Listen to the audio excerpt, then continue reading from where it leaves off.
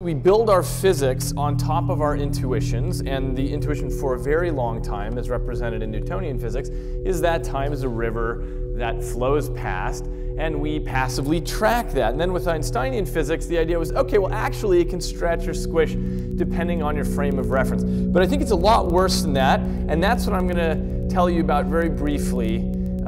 It appears that there's actually a neural relativity. It appears that time ain't what you think it is. And I've been studying this for many years, but I'm just going to dip into 4 examples that I think illustrate these points pretty well.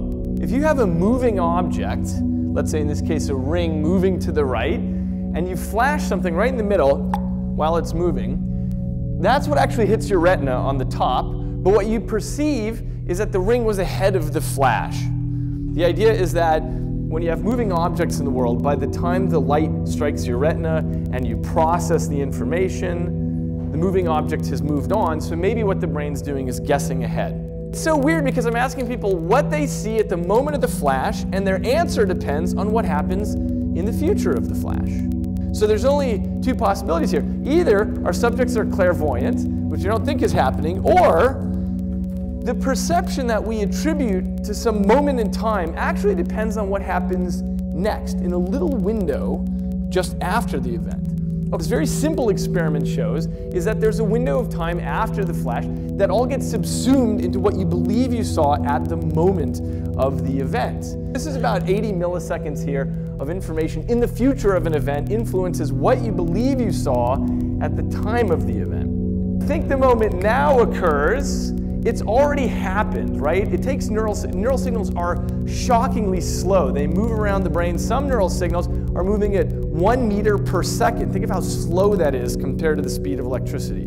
Okay? So things are moving around, and your brain has to put together a story of what's happening in the outside world.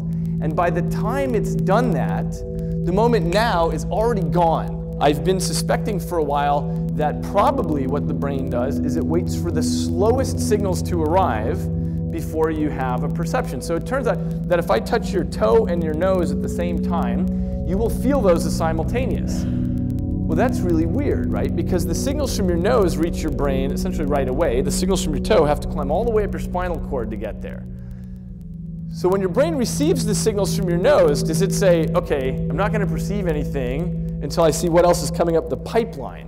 Essentially, yes. Essentially, that's what happens. And it made me think that tall people probably live further in the past than short people, because tall people have to wait for the signals all the way to come from their farthest appendage before they can actually perceive what's going on. That means people closer to the ground are closer to the border of the present.